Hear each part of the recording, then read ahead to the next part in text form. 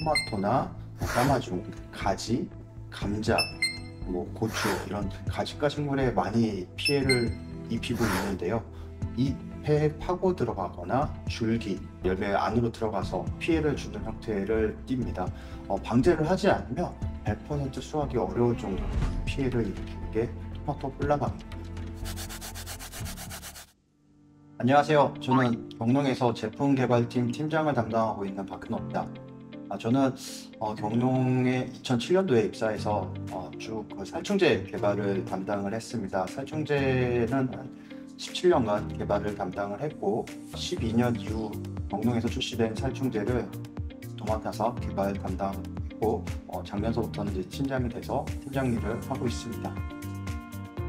토마토 뿔나방 최근 많이 이슈가 되고 있죠. 토마토 뿔나방 같은 경우에 작년 3월에 우리나라에 들어왔다라고 학계에서 보고가 되었습니다.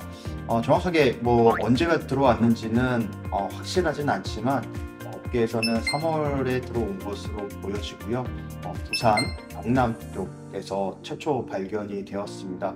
그 이후로 지금 전국적으로 많이 확산이 되었는데 토마토 뿔나방 같은 경우에는 나라에서 지정한 검역 대충입니다. 그래서 상당히 나라에서도 많은 관심을 갖고 있고 이게 발생을 하게 되면 해외로 수출하는 작물에 영향을 미칠 수가 있습니다. 그래서 작년에 검역본부에서 일본에 또 가서 우리나라의 뿔나방 발생에 대해서 이야기를 하고 양쪽의 수출 관련된 부분에 대해서도 협정을 맺은 걸로 알고 있습니다.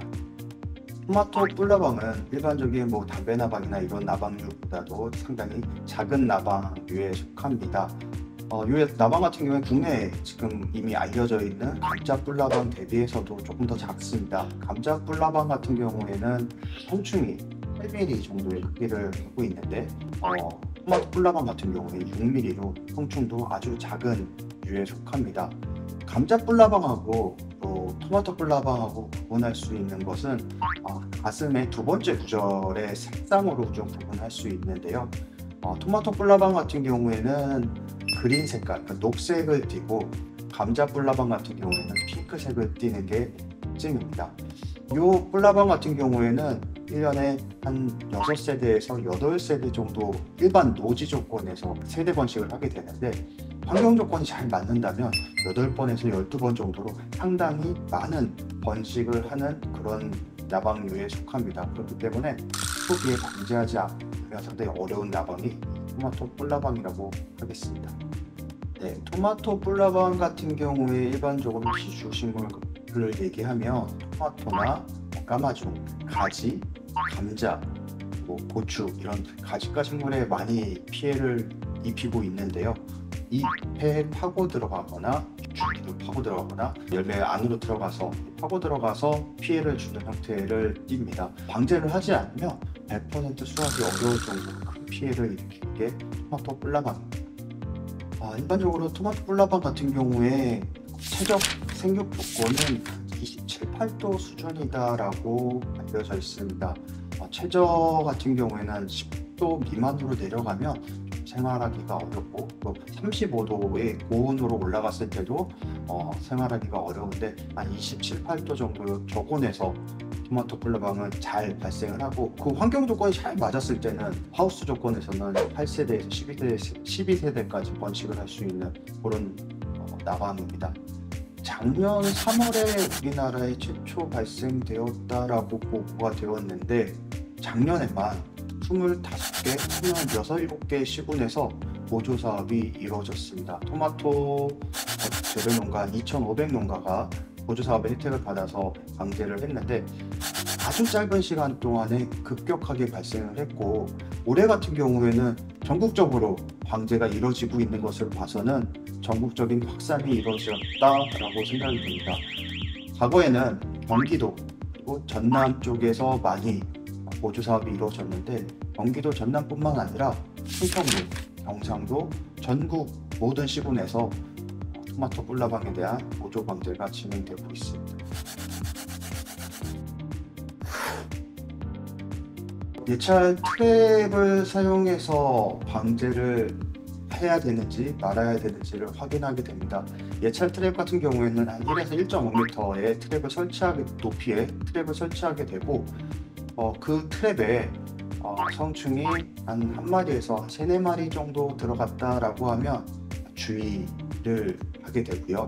그리고 한 5마리에서 한 50마리 정도 들어갔다라고 하면 경계를 해야 되는 수준입니다. 그 이상이 되면 반드시 약재를 살포하지 않으면 상당히 심각한 수준으로 인식하시면 될 것 같습니다. 토마토 뿔나방이 언제 발생했다라고 제가 말씀드렸죠. 작년 3월에 최초 발생돼서 지금 우리나라에는 등록되어 있는 약재가 6개가 있습니다.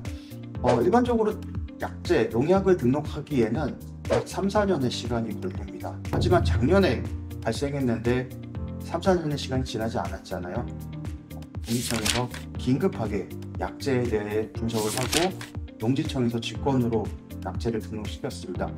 그래서 약재를 사용한 방법이 제일 순위가 될 수 있겠고요. 그 외에 교미교란제, 성페로몬을 이용한 방법도 될 수 있겠고, 또 포충기를 사용한 방법도 있을 수 있겠으나 가장 효과적인 방법은 아무래도 화학적 방제, 농약을 사용한 방제가 아닐까라고 생각됩니다.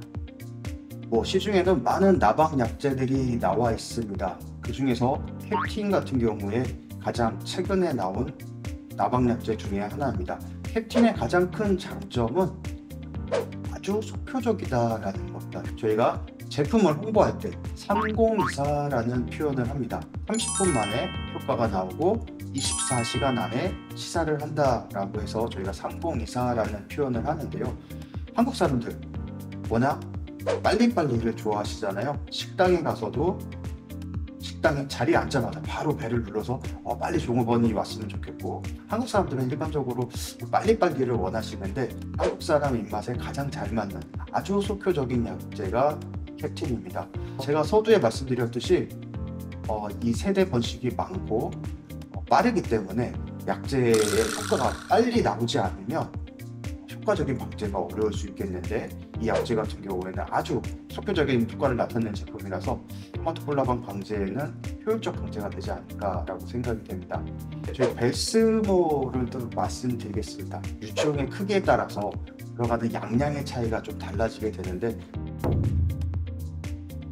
고령 유충까지도 동일한 양량으로 효과를 나타낼 수 있으니까 아주 균일한 효과를 나타낼 수 있는 게 벨스모입니다. 또 기존의 약재들하고 계통도 다 달라가지고 교차 저항성이나 이런 문제도 전혀 없는 그런 제품입니다. 그래서 캡틴과 벨스모를 이렇게 한 번씩 교호 살포한다라고 하면 가장 효율적 방제가 되지 않을까라고 저는 생각합니다.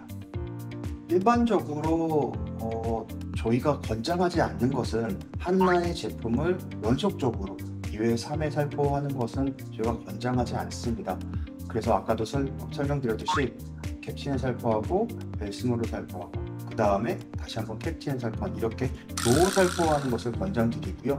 그 외에 저희 제품 외에도 다른 제품들이 있으니까 가급적이면 연달아서 살포하는 것보다는 교호 살포하는 것들을 권장드립니다. 지금 등록되어 있는 약재의 경우 모두 다른 계통의 약재들이 등록되어 있기 때문에 등록되어 있는 약재들을 하나하나 교호 살포한다라고 하면 저항성에도 문제없고 효율적 방제가 될 것으로 보여지고요.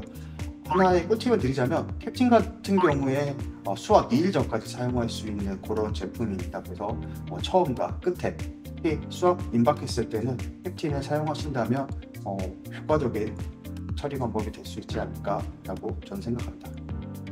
너무 안타까운 상황인 것 같습니다. 어떻게 우리나라에 이 유충이 이제 들어와서 이렇게 문제가 되고 있는지 정말 안타까운데, 제2의 소나무 재선충이 되지 않았으면 하는 바람입니다. 소나무 재선충 저희 1988년인가요? 한 그때쯤 들어와서 지금은 매년 1000억에 가까운 예산을 들여가면서까지 방제를 하고 있지만 방제가 제대로 되고 있지 않은 거라 안타까운 상황인데, 이 토마토 뿔나방은 그런 외래 검형 해충이 우리나라의 생태계를 완전히 잠식하지 않는 그런 해충이 되었으면 좋겠습니다.